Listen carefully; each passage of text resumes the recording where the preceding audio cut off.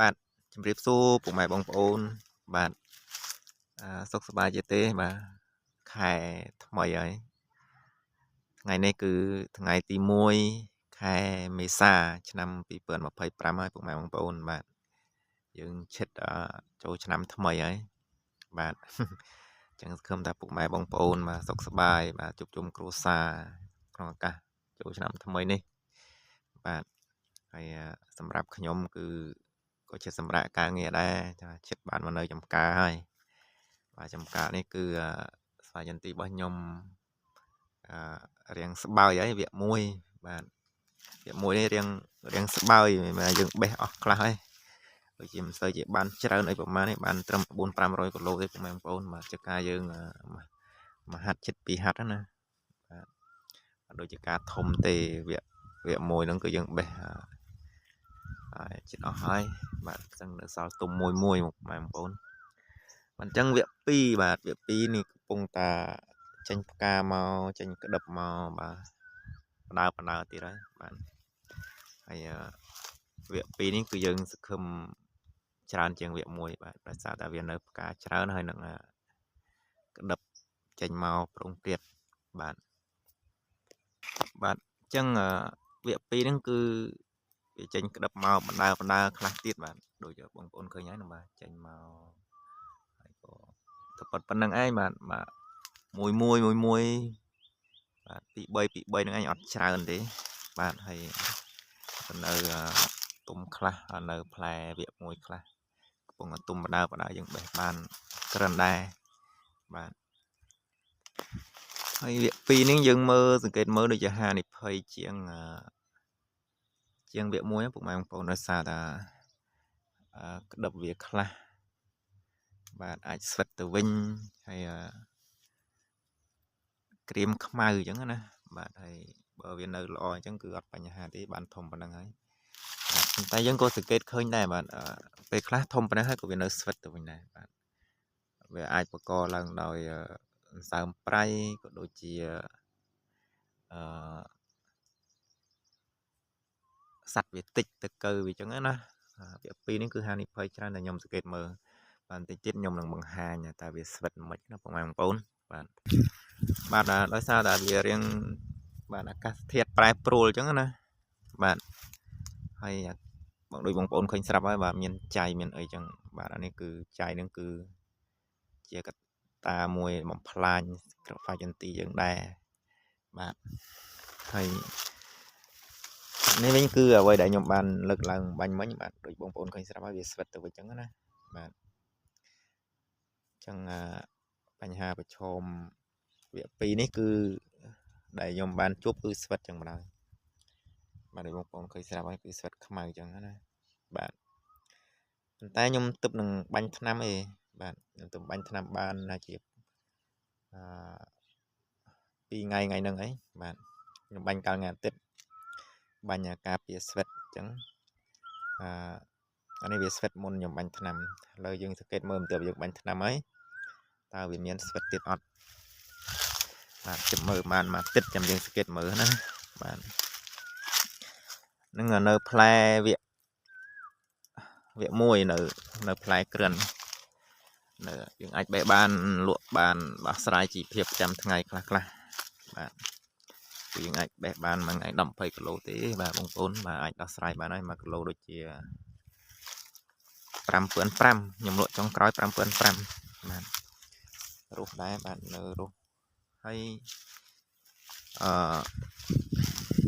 ថ្ងៃទី1ខែមេសាឆ្នាំ2025នេះគឺ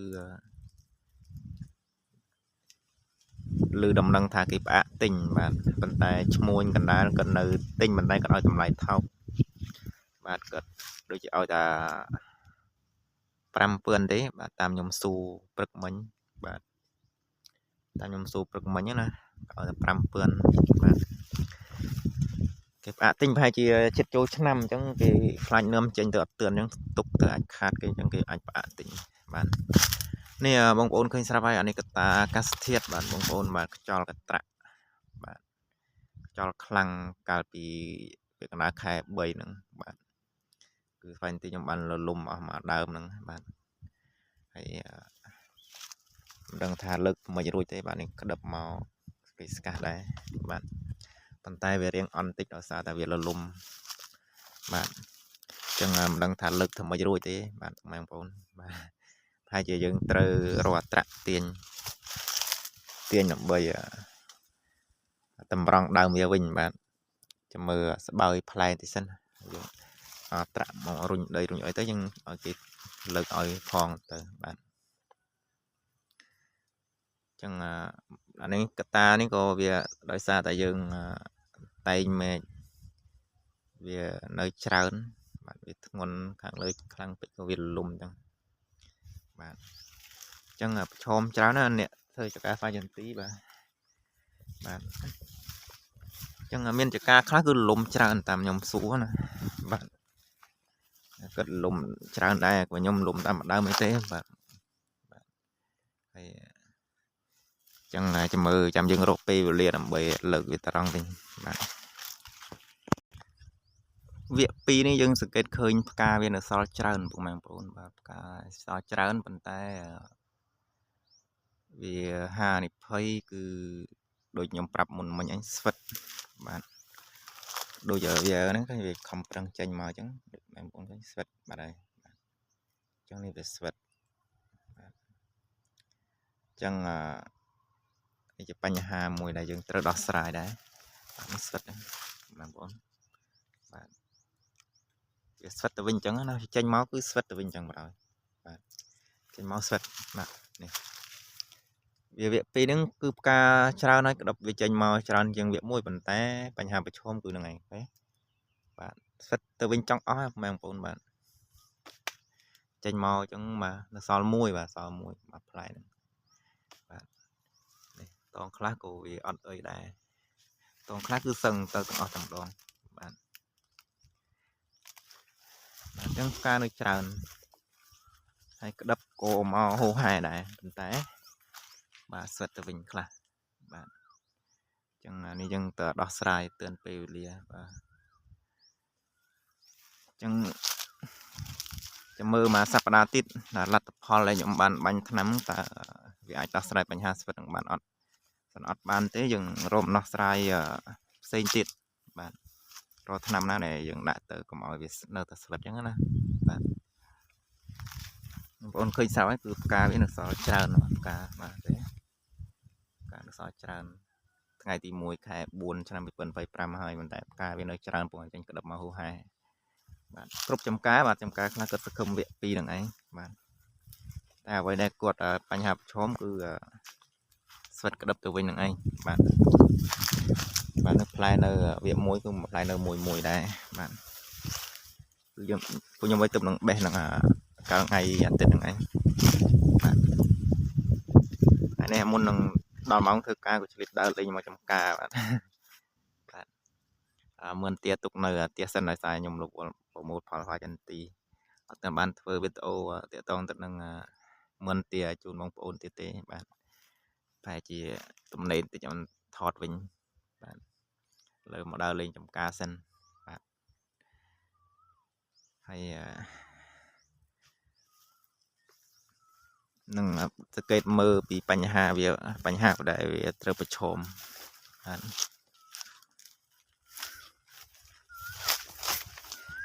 chẳng là cũng ông bố là đã lên trong ca cho mỗi nhóm bạn chẳng cá khai bơi nó cứ miền phlieng khá vừa rồi bà mà gửi nó bị chập đâm đốt một bên nhé này đôi vùng vùng mai vùng khơi nhé đốt màu và sọ nó sai á là sự này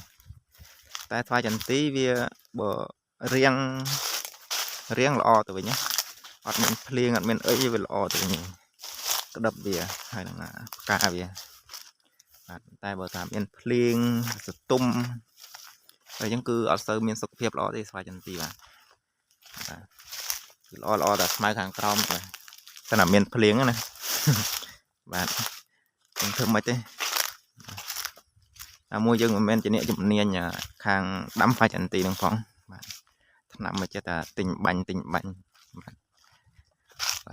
mang phố là đập máu tràn bạn tay đôi thà bên này làm sập nhóm cứ ចំការខ្ញុំគឺខ្ញុំគិតថាច្រើនហើយក្តឹបមកហូរហែអញ្ចឹងណាដោយសារតែវគ្គមួយហ្នឹងគឺវាអត់សូវបានហូរហែច្រើនអញ្ចឹងទេបាទគឺមួយអញ្ចឹងនេះបាទ